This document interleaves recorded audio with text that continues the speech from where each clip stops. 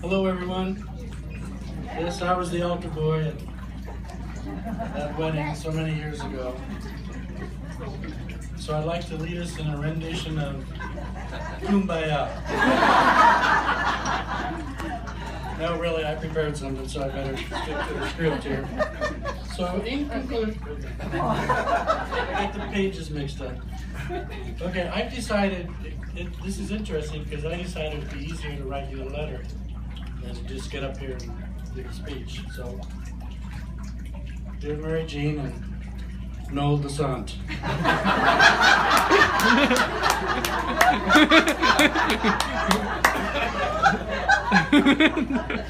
When you called the other day and asked me to speak at your 50-year celebration and be funny, of course I said yes.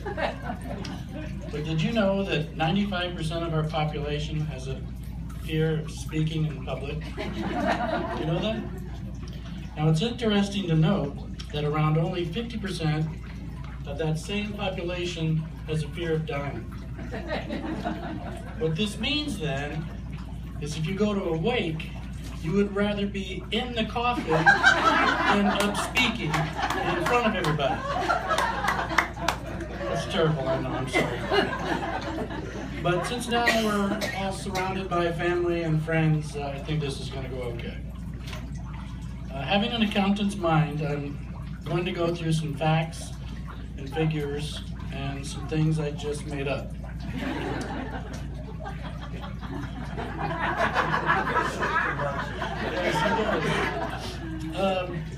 Do you know how many seconds your marriage has lasted? Anybody? Yeah. Well, I've calculated, and if it's correct, it's around 1,700,000,000 seconds. Isn't that crazy? Fascinating, isn't it? That's what I said there. It just goes to prove. 10 seconds to that. That just goes to prove the theorem that marriage is not just a word. It's a sentence. And you've been living that sentence for 50 years. Oh, here it goes. Previously, I had planned to give a speech, and it was going to begin this way. 10 years ago, our nation's forefathers brought these two together to be married. And then I thought, wait a minute, that's Abraham Lincoln, 1865, not 1965. So then I said to myself, okay, let's try this one. The torch has been passed to a new generation of Americans. And so, my fellow Americans, ask not what Marigene and Noel can do for you, but ask what you can do for these new 20-year-old newlyweds.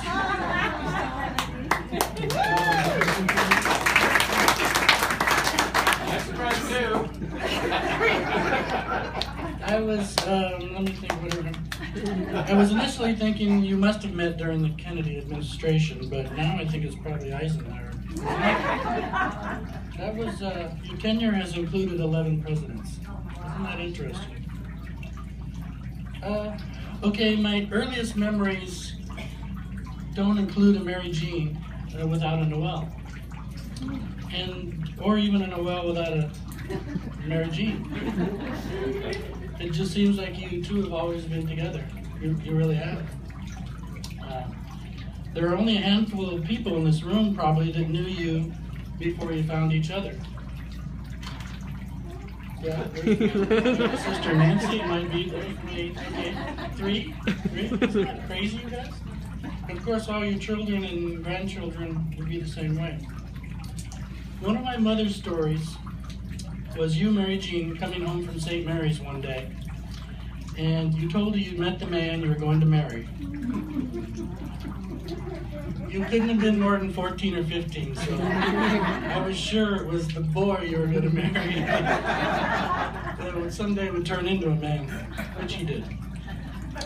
And I can't remember a whole lot about those early days, but I do remember we bled green around our house over St. Mary's football. And Noel's number was 33, and that number just blazoned in my mind like crazy. It's my favorite number forever. And I was so proud when one of my sons actually wore 33 for a different team, but playing varsity high school football, so that was a treasure. St. Mary's had some really good football teams in those days. Okay, now if you can count on your fingers, as accountants sometimes have to resort to, you can deduce that the first of your prolific brood was a honeymoon baby named Janelle. Where is Janelle? There she is. Wow, was that ever something? Mom was beside herself. She took off to California to see the baby. I remember that. As Hawthorne, Inglewood, and all that. And the riots broke out sort of right after that. The riots broke out on the very next day after we got back from San Francisco to the Hawthorne apartment. And, from our honeymoon.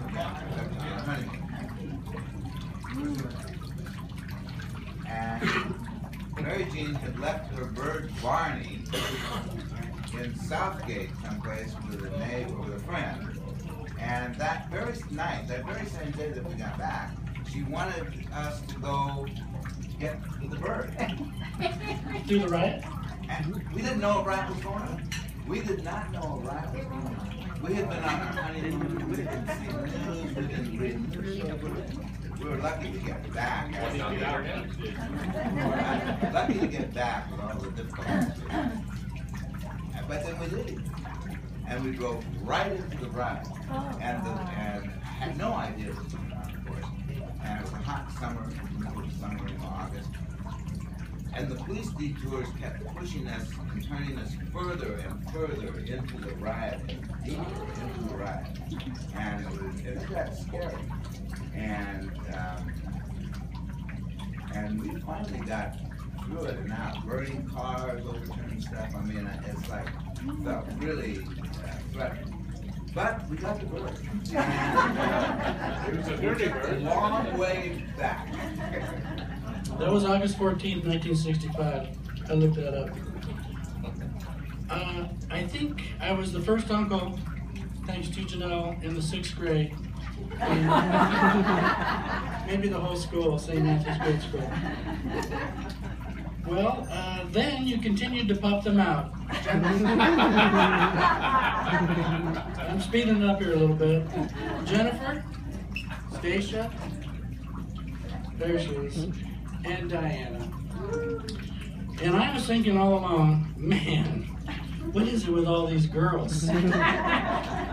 The stork must be confused. But when it was all said and done, you can't imagine it, nor would you want it any other way, would you? No. And little did I know at the time, but later, this provided me with a steady, streaming, intelligent, and eager workforce at Abbott Company for many years. Thanks to all of you guys. I understand I only made one of the 4 cry.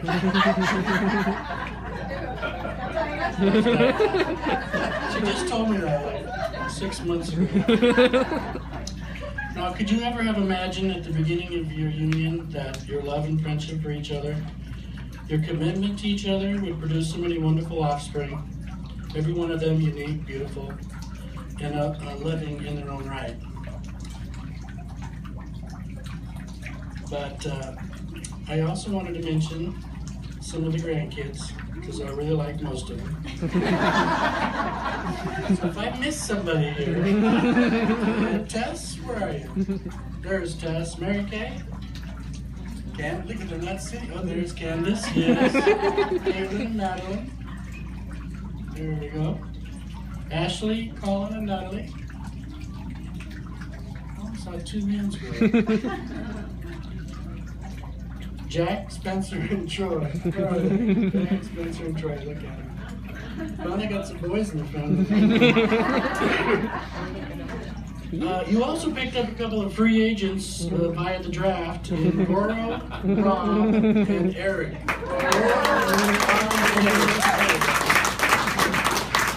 Simply outstanding. Now I want to know, where will the newest member of the family come from? What will be her or his name? When will it happen? It's also nice to see your loyal and loving friends too. You and your brother Wayne, Sue. Your togetherness has made all this possible. I'm down to my last page, guys. Told you it was going to be a 20-minute speech. Okay, now I'm going to borrow from a song performed by Ed Sheeran. He's in his mid-20s, but his words are well thought out, and he's composed a beautiful song. Somehow this song seems right for the two of you. I think you know this, Marigene.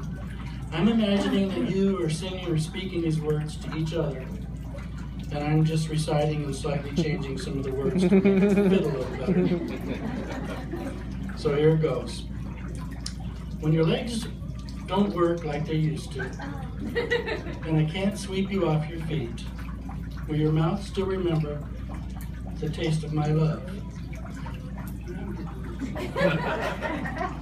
Will your eyes still smile from your cheeks?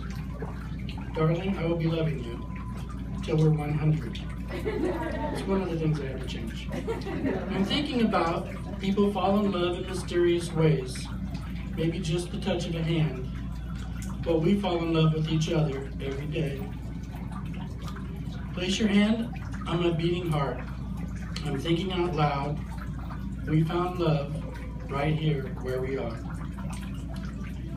So with that, what more deliciousness are we going to get from the two of you in the next 1 billion seconds? You guys really rock.